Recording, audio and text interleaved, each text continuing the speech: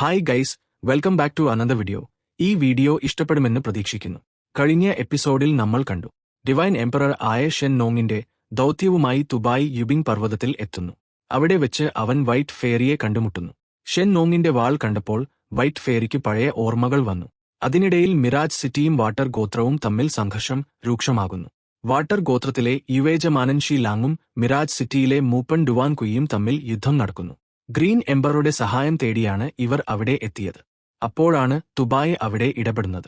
അവന്റെ ശബ്ദം കേട്ട് എല്ലാവരും അത് ഗ്രീൻ എംപററുടെ ശബ്ദമാണെന്ന് കരുതി ബഹുമാനത്തോടെ തലകുനിച്ചു. ആ മന്ദിരത്തിനുള്ളിൽ നിന്ന് തുബായ് പറയുന്നു, ഈ മനുഷ്യനെ കൊല്ലാൻ തയ്യാറായ ആളെ ഞാൻ തീരുമാനിക്കും. അപ്പോഴേക്കും അവനെ എന്റെ അടുത്തേക്ക് അയച്ചേക്കൂ. എല്ലാവരും അവനെ ഗ്രീൻ എംപറായി കരുതുന്നു. അതുകൊണ്ട് അവർ ആദരവോടെ ഡുവാൻ കുയിയെ മന്ദിരത്തിന്റെ കവാടത്തിലേക്ക് കൊണ്ടുപോകുന്നു. തുബായ് അവനെ അകത്തേക്ക് കൊണ്ടുവരുന്നു. എങ്ങനെയാണ് ഇവിടെ വന്നത്, എങ്ങനെ സഹായിക്കാം എന്നൊക്കെ അവൻ ഡുവാൻ കുയിയോട് ചോദിക്കുന്നു. ഡുവാൻ കുയിക്ക് അല്പം ആശ്ചര്യമുണ്ട്. ഷീ ലാങ്ങിനെയും അവന്റെ കൂട്ടാളികളെയും ഇവിടെ നിന്ന് പറഞ്ഞേക്കാൻ തുബായ് ആഗ്രഹിക്കുന്നു. അവൻ ഷീ ലാങ്ങിനോട് പറയുന്നു, നിങ്ങൾ പർവ്വതത്തിന് സമീപമുള്ള വലിയ മരത്തിന് സമീപം കാത്തിരുന്നാൽ മതി. എനിക്ക് ഇയാളോട് ചില സ്വകാര്യ കാര്യങ്ങൾ ചോദിക്കണം. ആരും എന്നെ ശല്യപ്പെടുത്താൻ ഞാൻ ആഗ്രഹിക്കുന്നില്ല. ഷീ ലാങ് പോകാൻ ഇഷ്ടപ്പെട്ടില്ലെങ്കിലും തുബായ് ആത്മവിശ്വാസത്തോടെ സംസാരിക്കുന്നത് കണ്ടപ്പോൾ അവൻ ഗ്രീൻ എംപററിന്റെ പ്രത്യേക ആളായിരിക്കുമെന്ന് കരുതി വിശ്വസിക്കാൻ തയ്യാറായി. എന്നാൽ മറ്റൊരു മൂപ്പൻ ചോദിച്ചു, നീ ആരാണ്? ഗ്രീൻ എംപററിന്റെ സ്വകാര്യ ശിഷ്യനാണോ? ഈ ചോദ്യം കേട്ടപ്പോൾ തുബായ് നിശബ്ദനായി. അകത്ത് നിന്ന് കവാടം പൂട്ടി. തുബായ് മനസ്സിലാക്കി, ഇനി സത്യം പറയേണ്ട സമയമായി. അവൻ തന്റെ പരിചയപ്പെടുത്തൽ നൽകി. എന്റെ പേര് വാം ചെൻ എന്നാണ്. നിങ്ങളുടെ വിവരത്തിന് ഞാൻ ആരുടെയും ശിഷ്യനല്ല, എന്റെ ഗുരു ആരുമല്ല. അതെ, നിങ്ങളെ കണ്ടപ്പോൾ എനിക്ക് സന്തോഷമുണ്ടായി. ഇത് കേട്ടപ്പോൾ ഷീ ലാങ്ങിന് ദേഷ്യം വന്നു. അവൻ തന്റെ ആയുധമെടുത്തു. നിനക്ക് ഇത്രയും ധൈര്യമുണ്ടോ? നീ ഞങ്ങൾക്കിടയിൽ കയറി ഒരാളെ രക്ഷിക്കാൻ വരുന്നോ? പക്ഷേ തുബായും ഒന്നും കുറച്ചില്ല. ശക്തിയാണോ എന്നറിയില്ല, പക്ഷേ ആത്മവിശ്വാസം അവൻ നന്നായുണ്ടായിരുന്നു. അവൻ പറഞ്ഞു, എന്താണ്? സത്യം പറയൂ. നിന്റെ മുഖവും ഇവയൊന്നും എന്നെ ഒട്ടും ബാധിക്കുന്നില്ല. എനിക്ക് വേദന പോലും തോന്നുന്നില്ല. എന്നോട് യുദ്ധം ചെയ്യാൻ വന്നിരിക്കുന്നു. ഞാൻ ഒരു അലഞ്ഞുതിരിയുന്ന നായകനാണ്. എനിക്ക് ഇങ്ങനെ ചെറിയ ചെറിയവരെ കിട്ടിക്കൊണ്ടേയിരിക്കും. എനിക്ക് പർവ്വതത്തിൽ നിന്ന് വീണിട്ടുണ്ട്. മൃഗങ്ങൾ എന്നെ പിന്തുടർന്നിട്ടുണ്ട്. എന്നെ ഒരുപാട് ആളുകൾ കളിയാക്കിയിട്ടുണ്ട്. നീ പോകൂ, നിനക്ക് എന്നെ ഒന്നും ചെയ്യാൻ കഴിയില്ല. തുബായിയുടെ വാക്കുകൾ കേട്ട് ആ മൂപ്പൻ വളരെ സന്തോഷമായി. അവൻ ചിരിച്ചുകൊണ്ട് പറഞ്ഞു, ഈ കുട്ടി ശരിക്കും രസക്കാരനാണ്. ഞങ്ങൾ ഇവിടെ നിന്ന് പോയാൽ ഞാൻ വാക്ക് തരാം, ഞാൻ നിന്നെ എന്റെ നഗരത്തിലേക്ക് കൊണ്ടുപോകും. അവിടെ നീ ഞങ്ങളെപ്പോലെ ഒരു അലഞ്ഞുതിരിയുന്ന നായകനാകും. തുബായ് പറഞ്ഞു, അത് നല്ലതാണ്. എന്നാൽ ഭക്ഷണത്തിന് എന്താണ് തരിക? ആ മൂപ്പൻ പറഞ്ഞു, നീ ഭക്ഷണത്തെക്കുറിച്ച് ചോദിക്കുകയാണോ? ഞാൻ ഒന്നും തരില്ല, പക്ഷേ അതെ, ഇതിന് നീ ആദ്യം എന്റെ കൂടെ ജീവനോടെ പുറത്തുവരണം. അപ്പോൾ തുബായ് വീണ്ടും നിലത്തേക്ക് ഇറങ്ങുന്നു. ഇപ്പോൾ അവൻ ഷീ ലാങ്ങിന്റെ അതേ ആയുധവുമായി നേരിടുന്നു. എന്നാൽ ഈ പ്രാവശ്യം അവൻ കയ്യിൽ പിടിച്ചിരിക്കുന്നത് ഡിവൈൻ എംപറർ നൽകിയ വൂഫിംഗൻ വാൾ ആണ്. ഈ വാൾ കൊണ്ട് അവൻ ഷീ ലാങ്ങിന്റെ ആയുധത്തെ ഗുരുതരമായി തകർത്തു. വാളിന്റെ ശക്തി കണ്ടപ്പോൾ ഷീ ലാങ്ങിന് ആ വാളിനോട് വലിയ താൽപര്യം തോന്നി. അവൻ പറഞ്ഞു, ഒരു കാര്യം ചെയ്യൂ. നീ എന്റെ കാലിൽ വീണ് എന്നോട് മാപ്പ് പറയൂ. ദയവായി പ്രഭു ഷീ ലാങ് എന്നെ ക്ഷമിക്കൂ എന്ന് യാചിക്കൂ. എങ്കിൽ ഞാൻ വാക്ക് തരാം, ആ വാൾ നിന്നിൽ നിന്ന് എടുത്ത് നിന്നെ നിശബ്ദമായി പോകാൻ അനുവദിക്കും. എന്നാൽ നീ ഇവിടെ അല്പമെങ്കിലും അഭിമാനം കാണിച്ചാൽ നീ മരിച്ചതിനു ശേഷം നിന്റെ ആത്മാവിന് പോലും നിന്റെ ശരീരത്തെ തിരിച്ചറിയാൻ കഴിയില്ലെന്ന് ഞാൻ കരുതും. അപ്പോൾ തുബായ് പറഞ്ഞു, എന്റെ വളരെ നല്ല സുഹൃത്താണ് ഈ വാളിന്റെ ഉത്തരവാദിത്തം എനിക്ക് തന്നത്. ഞാൻ എങ്ങനെ ഇത് കൈമാറും? എന്റെ ജീവൻ പോയാലും ഞാൻ ഒരിക്കലും എന്റെ വാക്കിൽ നിന്ന് പിന്മാറില്ല. ഞാൻ ഒരിക്കലും എന്റെ സുഹൃത്തുക്കളെ ഒറ്റിക്കൊടുക്കില്ല. അവർ എല്ലാവരും ഒരുമിച്ച് തുബായിയെ ആക്രമിക്കാൻ തുടങ്ങി. വൈറ്റ് ഫെയറി എല്ലാം അകത്ത് നിന്ന് കേട്ടുകൊണ്ടിരുന്നു. അവൾക്ക് വലിയ മതിപ്പ് തോന്നി. ഇത്രയും ദുർബലനായിരുന്നിട്ടും ജീവനേക്കാൾ വാക്കിന് പ്രാധാന്യം കൊടുക്കുന്ന ചില ആളുകളിൽ ഒരാളാണ് തുബായ്. എല്ലാവരും ഒരുമിച്ച് ആക്രമിച്ചു. എന്നാൽ ഷീ ലാങ് തന്റെ പച്ച പൈത്തണിനെ വിളിച്ചു. അവൻ തുബായിയെ നേരിട്ട് ആക്രമിച്ചു. അടുത്ത നിമിഷം തന്നെ അവൻ തുബായിയെ പൂർണ്ണമായും തകർത്തു. തുബായ് വിയർത്തുകുളിച്ചു. പക്ഷേ വൂഫിംഗൻ വാൾ അവന്റെ കയ്യിൽ ഇപ്പോഴും ഉണ്ടായിരുന്നു. വൈറ്റ് ഫെയറിക്ക് തുബായിയെ കണ്ടിട്ട് വളരെ സങ്കടം തോന്നി. എന്നാൽ അവൾക്ക് അപ്പോൾ ഒന്നും ചെയ്യാൻ കഴിഞ്ഞില്ല. അവൾ ആശ്ചര്യപ്പെട്ടു. മരണത്തിന്റെ വക്കിൽ നിന്നിട്ടും തുബായ് തോൽക്കാൻ തയ്യാറായില്ല. അവൾ ഷെൻ നോങ്ങിന്റെ ഒരുപാട് കാര്യങ്ങൾ ഓർത്തു. എന്തു വന്നാലും ശക്തി കൊണ്ട് എല്ലാം തീരുമാനിക്കാൻ കഴിയില്ല. ചില കാര്യങ്ങൾ ശക്തിക്കും അതീതമാണ്. അത് ആർക്കും മാറ്റാൻ കഴിയില്ല. അതാണ് ഒരു മനുഷ്യന്റെ വാക്ക്. ഒരാളോട് വാക്ക് കൊടുത്താൽ ആ വാക്ക് പൂർത്തിയാക്കുക എന്ന ഒരേ ഒരു ലക്ഷ്യം മാത്രമേ ഉണ്ടാകാവൂ. ഇതാണ് ഒരു യഥാർത്ഥ നായകന്റെ മാനദണ്ഡം. വൈറ്റ് ഫെയറി ചിന്തിച്ചു, എന്തു വന്നാലും നീ ഇന്ന് ഇവിടെ മരിക്കാൻ ഞാൻ അനുവദിക്കില്ല. അവൻ കള്ളം പറയുന്നില്ലെന്ന് എനിക്ക് ഉറപ്പുണ്ട്. അവൻ തീർച്ചയായും ഷെൻ നോങ്ങിനെ കണ്ടിരിക്കണം. ഷെൻ നോങ് അവനിൽ ചില യോഗ്യതകൾ കണ്ടിട്ടുണ്ടാകണം. അതുകൊണ്ടാണ് അവന്റെ ദൗത്യം അവൻ നൽകിയത്. അപ്പോൾ വൈറ്റ് ഫെയറി തന്റെ ഉപകരണം ഉപയോഗിച്ചു. അതുകൊണ്ട് അവളുടെ ശക്തി ഇടിമിന്നൽ പോലെ ചുറ്റും പെയ്യാൻ തുടങ്ങി. ആ ഇടിമിന്നൽ ഊർജം വളരെ അപകടകരമായിരുന്നു. എല്ലാ പൈത്തണുകളും ആക്രമണങ്ങളും ഒറ്റയടിക്ക് തകർന്നു വീണു. എന്നിട്ട് അവൾ തന്റെ നിഗൂഢമായ ശക്തി ഉപയോഗിച്ച് തുബായിയെ നിയന്ത്രിക്കാൻ തുടങ്ങി. അവന്റെ ശരീരത്തിൽ 5 മൂലകശക്തികളും പറ്റിപ്പിടിച്ചു. ദുബായ് ആകാശത്ത് പൊങ്ങിക്കൊണ്ടിരുന്നു. ഷീ ലാങ് പറഞ്ഞു, ഇന്ന് നീ ചാകും, ഞാൻ നിന്നെ കഴുത്തറുത്ത് കളയും. അവൻ വീണ്ടും തന്റെ പൈത്തണിനെ തുബായിയുടെ നേരെ അയച്ചു. എന്നാൽ തുബായ് വളരെ ആശയക്കുഴപ്പത്തിലായിരുന്നു. ഞാൻ എങ്ങനെയാണ് ഒരു നായകനിൽ നിന്ന് സൂപ്പർ ഹീറോ ആയത്? എന്റെ ശരീരത്തിൽ എന്താണ് സംഭവിക്കുന്നത്? വൈറ്റ് ഫെയറി അവനെ നിയന്ത്രിച്ചുകൊണ്ട് പുഞ്ചിരിച്ചു. ദുബായ് അവളുടെ ആക്രമണങ്ങളെ മറികടക്കുക മാത്രമല്ല, ഒറ്റയടിക്ക് പൈത്തണിനെ പൂർണ്ണമായും തകർത്തു. പെട്ടെന്ന് തുബായിയുടെ പ്രതിരൂപങ്ങൾ സൃഷ്ടിക്കപ്പെട്ടു. എല്ലാ പ്രതിരൂപങ്ങളും ഒരുമിച്ച് ഷീ ലാങ്ങിനെ ചുറ്റിവളഞ്ഞു. ചുറ്റുമുള്ളവർ ആശയക്കുഴപ്പത്തിലായി. ഈ തടിയൻ എന്ത് സംഭവിച്ചു? ഇത്രയും ശക്തി എവിടെ നിന്ന് കിട്ടി? ഷീ ലാങ് തുബായിയെ ആക്രമിച്ചുകൊണ്ടേയിരുന്നു.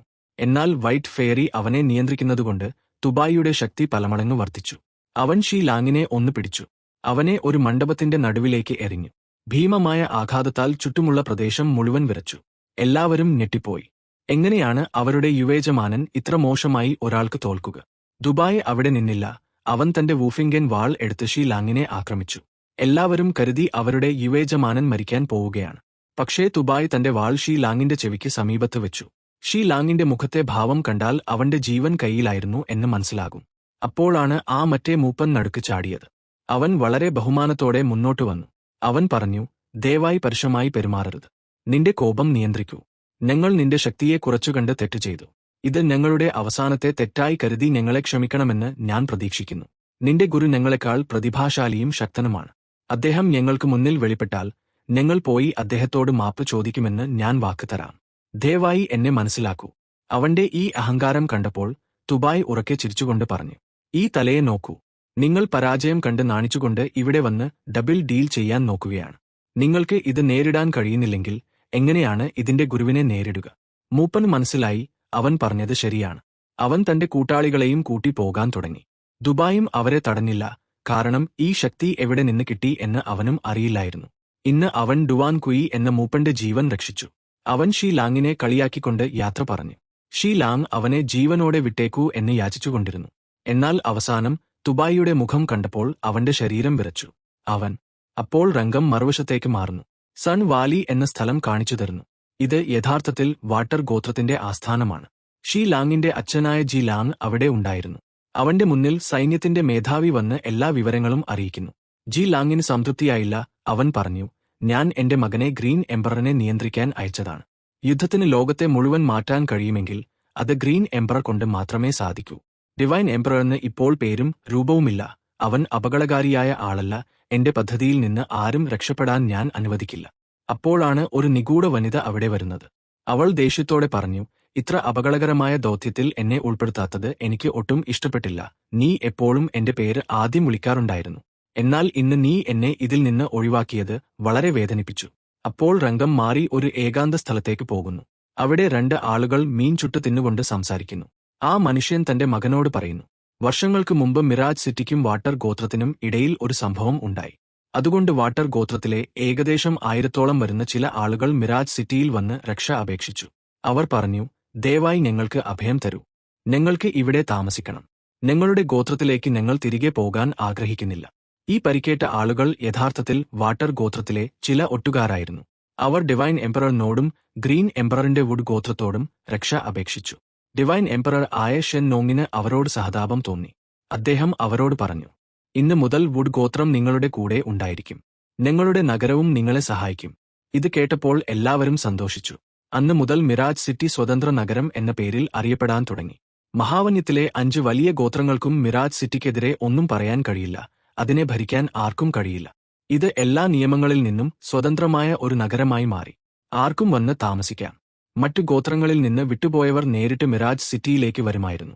ഇങ്ങനെ ചെയ്തതുകൊണ്ട് മിറാജ് സിറ്റിയിലെ ജനസംഖ്യ ഈ 5 വലിയ ഗോത്രങ്ങളുടെ പകുതിയിലധികമായി.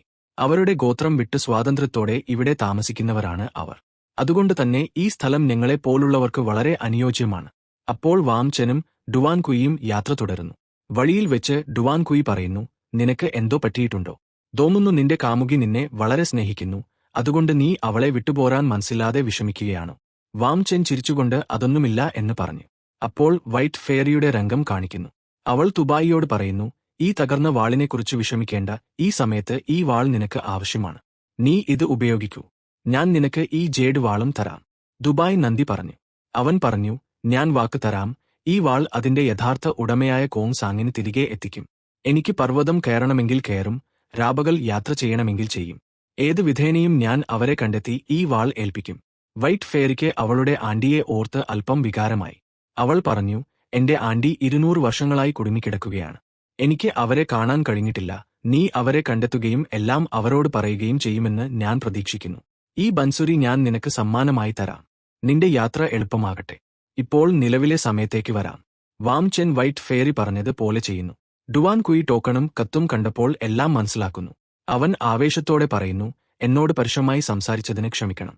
എന്നിട്ട് അവൻ തുബായിയുടെ മുന്നിൽ തലകുനിച്ചുകൊണ്ട് പറയുന്നു, മഹാനായ ചക്രവർത്തിയുടെ പവിത്ര ദൂതനെ ഡുവാൻ കുയി ബഹുമാനിക്കുന്നു. ദുബായ് പറയുന്നു, ദയവായി എന്നോട് ഇങ്ങനെ ചെയ്യരുത്. ഡുവാൻ കുയി പറയുന്നു, ഞാൻ ഈ ടോക്കണും കത്തും നേരിട്ട് കൊണ്ടുപോകും. വാട്ടർ ഗോത്രത്തിന്റെ നേതാവിനെ എതിർക്കാൻ കഴിയില്ല. എല്ലാത്തിനുമുപരി നമ്മുടെ കയ്യിൽ ഡിവൈൻ എംപററിന്റെ ടോക്കൺ ഉണ്ട്. അപ്പോൾ നമുക്ക് ഗ്രീൻ എംപററിനെ കണ്ടെത്താൻ സമയം കിട്ടും. ഇത് കേട്ടപ്പോൾ തുബായിക്ക് ആശ്വാസമായി. അവൻ ആഗ്രഹിച്ചിരുന്നത് ഡിവൈൻ എംപറർ വളരെ സ്നേഹിച്ച ആ നഗരത്തിന് യാതൊരു ദോഷവും സംഭവിക്കരുത് എന്നായിരുന്നു.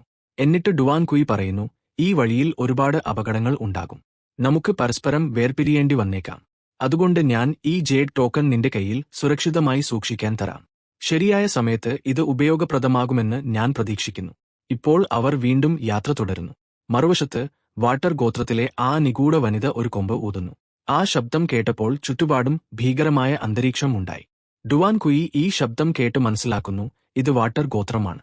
കാരണം അസോർ ഡ്രെയിനിന്റെ എല്ലിൽ നിന്ന് വരുന്ന ഈ ശബ്ദം ഉപയോഗിക്കാനുള്ള അവകാശം വാട്ടർ ഗോത്രത്തിന് മാത്രമാണ്. അവർ തീരുമാനിക്കുന്നു, നമുക്ക് വേർപിരിയണം. ഒരാളുടെ കയ്യിൽ ഈ വുഡ് ടോക്കൺ ഉണ്ട്. അതുകൊണ്ട് ശത്രുക്കളിൽ നിന്ന് രക്ഷപ്പെടാം. നാളെ രാവിലെ വടക്കുകിഴക്കൻ പർവ്വതത്തിന് സമീപമുള്ള വലിയ തടാകത്തിന് സമീപം കാണാം. പോകുന്നതിനു മുമ്പ് ഡുവാൻ കുയി ഒരു ഉപകരണം തുബായ്ക്ക് നൽകുന്നു.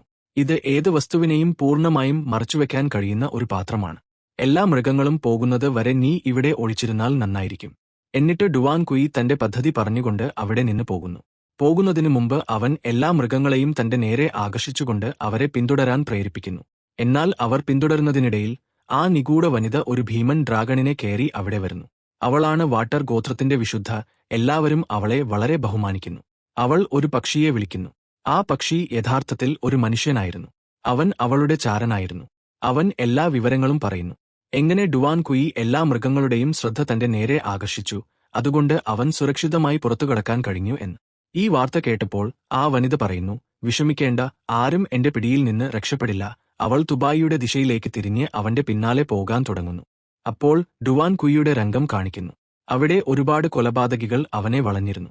അവർ അവനെ കൊല്ലാൻ ഒരുങ്ങിയപ്പോൾ ഒരു മനുഷ്യൻ വരുന്നു. അവന്റെ പേര് ഗെ ഹാൻ സുൻ ആണ്. അവൻ വന്ന് എല്ലാവരെയും ഒറ്റയടിക്ക് ഇല്ലാതാക്കുന്നു. അവൻ ഉപയോഗിച്ച വാൾ കണ്ടപ്പോൾ എല്ലാവരും ഞെട്ടിപ്പോകുന്നു. ആ വാളിന്റെ പേരാണ് റെഡ് വേവ് ബ്രേക്കിംഗ് ബ്ലേഡ്. ഈ വാർത്ത കേട്ടപ്പോൾ വാട്ടർ ഗോത്രത്തിന്റെ യജമാനൻ വലിയ ദേഷ്യം വരുന്നു.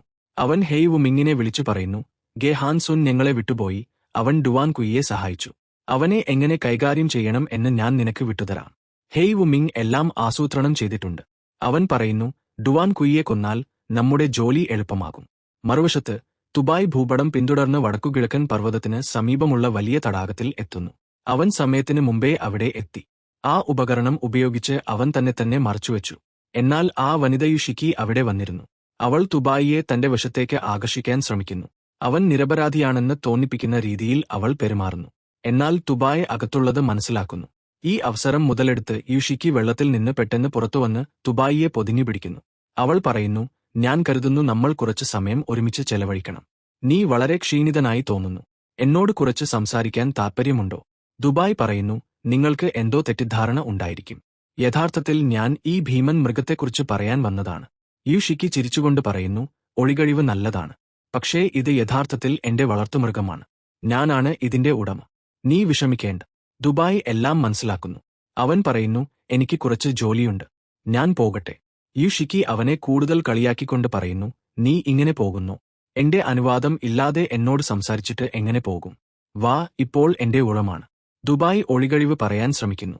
എന്നാൽ യുഷിക്കി പറയുന്നു, ഞാൻ പറഞ്ഞു, നിനക്ക് ഇവിടെ നിന്ന് പോകാൻ കഴിയില്ല. ഇപ്പോൾ നീ ആ തടാകത്തിൽ പോയി കുളിക്കണം. ദുബായ് പറയുന്നു, അത് ശരി. പക്ഷേ എനിക്ക് കുറച്ച് സമയം തരൂ. അവൻ തിരികെ പോയി തന്റെ എല്ലാ നിധികളും ആ ഉപകരണത്തിന്റെ സഹായത്തോടെ ഒളിപ്പിച്ചു വെക്കുന്നു. അപ്പോഴേക്കും യൂഷിക്ക് അവനോടൊപ്പം കാത്തിരിക്കാൻ ഇഷ്ടപ്പെടുന്നില്ല. അവൾ തന്റെ ജലശക്തി ഉപയോഗിച്ച് ദുബായിയുടെ എല്ലാ വസ്ത്രങ്ങളും ഉരിമാറ്റി അവനെ പിടിച്ച് വെള്ളത്തിലേക്ക് വലിച്ചെടുക്കുന്നു. എന്നിട്ട് അവൾ അവന്റെ മനസ്സിനെ നിയന്ത്രിച്ചുകൊണ്ട് പറയുന്നു, ഇപ്പോൾ നീ എന്നോടൊപ്പം കളിക്കണം. അവൾ അവനെ വശീകരിക്കാൻ തുടങ്ങുന്നു. അവൾ അവനെ ചുംബിക്കാൻ ഒരുങ്ങിയപ്പോൾ ദുബായ് ബോധം വന്ന് അവളെ പിന്നോട്ട് തള്ളുന്നു. എന്നാൽ അവൻ ആഴത്തിൽ എത്തി ബോധരഹിതനായി വെള്ളത്തിൽ മുങ്ങിപ്പോകുന്നു.